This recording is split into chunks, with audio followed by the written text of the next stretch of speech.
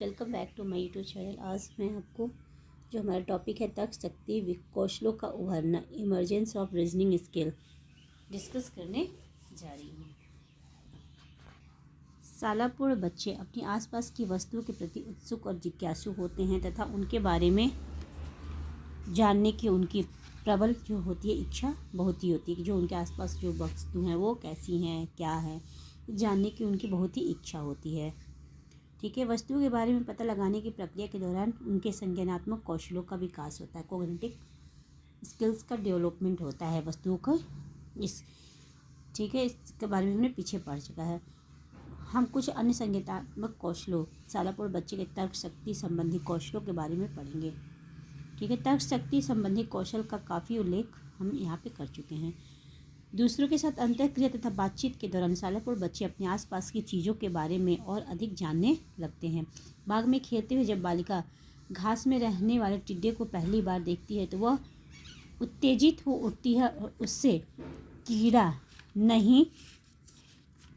उसने ऐसा कीड़ा कभी नहीं देखा और अपनी बड़ी बहन को बुलाकर उसके बारे में पूछती है। ठीक है, कीड़े को लेकर उससे बातचीत शुरू करती है कि क्या है, कहाँ रहता है और क्या खाता है आदि। उसके बातचीत से यह मात्र प्रश्नों का उत्तर न होकर उससे कहीं ज़्यादा लाभप्रद हो सकता है। ठीक है, बालिका को टिड्डे के बारे में वास्तविक जानकारी मिलती है। आप सोचने के लिए वार्तालाप उसे सोचने के लिए प्रेरित करती है। बालिका कल्पना उभरती है और तो वह जानना चाहती है कि उसकी टांगें इतनी लंबी क्यों है। वह चकित होकर पूछती है, इतनी लंबी टांगों से वह क्या मेरे से भी ज़्यादा तेज़ी से पेड़ पर चढ़ सकता है। टिड्डे के बारे में तरह तरह की करती है।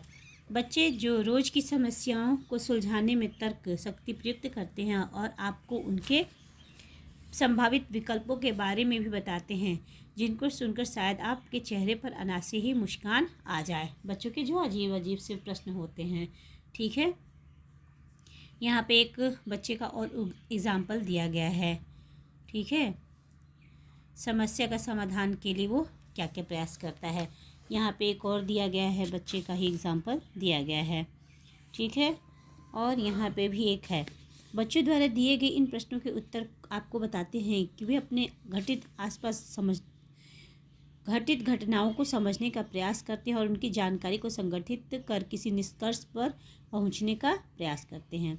वे समस्या के समाधान से संबंधित कौशलों को अर्जित और विकसित कर रहे हैं। प्रारंभ में जब वे वस्तुओं के कारणों के बारे में पता लगाने का प्रयास कर रहे हैं तो ऐसे में वे कल्पना शक्ति यानी हाइपोथेसिस टेस्टिंग के बारे में सीखते हैं। जब बच्चे क्या करते हैं, समस्या के समाधान से संबंधित कौशल को अर्जित करते हैं, जो भी समस्या है उससे जो भी समाधान होता है उसके कौशल स्किल्स को अर्जित करते हैं और विकसित कर रहे होते हैं। तो प्रारंभ में जब वे वस्तुओं के कारणों के बारे में पता लगाने का प्रयास कर रहे हो तो ऐसे प्रयास को हम क्या कहते हैं, कल्पना परीक्षण यानी हाइपोथेसिस टेस्टिंग द्वारा ही बच्चे सीखते हैं। कल्पना परीक्षण में किसी चीज़ के कारण से संबंध सुझाव देना शामिल होता है और इसके पश्चात विभिन्न कारणों का विश्लेषण करके यह पता लगाया जाता है कि सुझाई गई प्रकल्पना सही है या गलत। अपने दैनिक जीवन में हम ऐसी कल्पनाओं का प्रदर्शन करते हैं जब हम पूर्वानुमान लगा कर कहते हैं कि वर्षा होगी या नहीं, या जब हम विश्लेषण करते हैं कि किसी विशेष विकास का देश की राजनीतिक स्थिति पर क्या क्या प्रभाव हो रहा करता है, या हम अपने बच्चों के पालन पोषण के तरीकों को रूपांतरित करते हैं क्योंकि वे तरीके प्रभावपूर्ण सिद्ध नहीं होते। ठीक है, ऐसे ही बच्चे जो होते हैं, किसी प्रकार की सालापूर्ण बच्चों की क्रियाओं में प्रकल्पना परीक्षण भी शामिल होता है। यहाँ पे एक बच्चा है 6 साल का, वो पॉलीथीन ले लिया है और पॉलीथीन को पैराशूट बना के उड़ा रहा है, लेकिन पॉलीथीन नहीं खुल रही है तो वो गुस्सा हो जा रहा है, तो अपनी बहन के पास जा रहा है।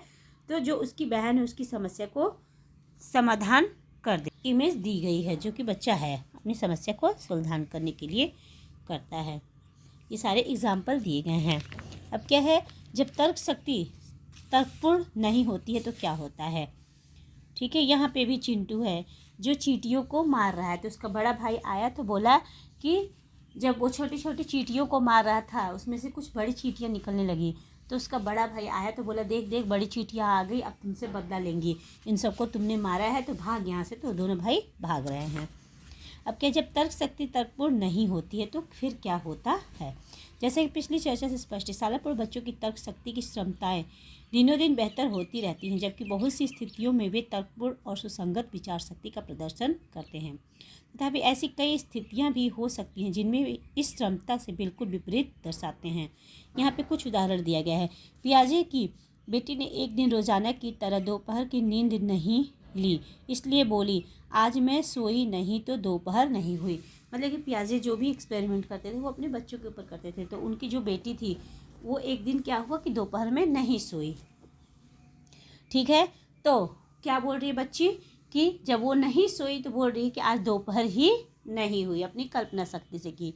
अब उसे नहीं पता कि वो सो जाती है तो दोपहर होती है या नहीं, तो उसको लगा कि जब मैं सो जाती हूँ तभी दोपहर होती है। दूसरी स्थिति में एक बालिका जो दिन में सो गई जगाने पर बोली, अभी रात है क्योंकि मैं सोई हुई हूँ। इन बच्चों को यह जानकारी है कि कुछ चीज़ें साथ साथ घटित होती हैं या परस्पर संलग्न हैं, जैसे नींद लेना और रात, परंतु उनके बीच परस्पर संबंधों को वह गलत रूप से ग्रहण कर लेते हैं।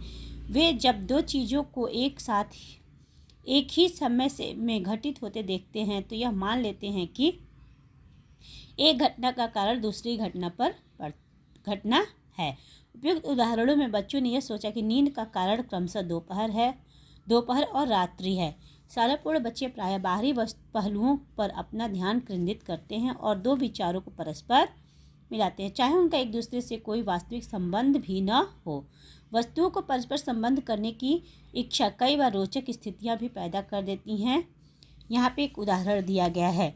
सलमा है जो 5 वर्ष की है, उसकी दादी उससे घर मिलने आई।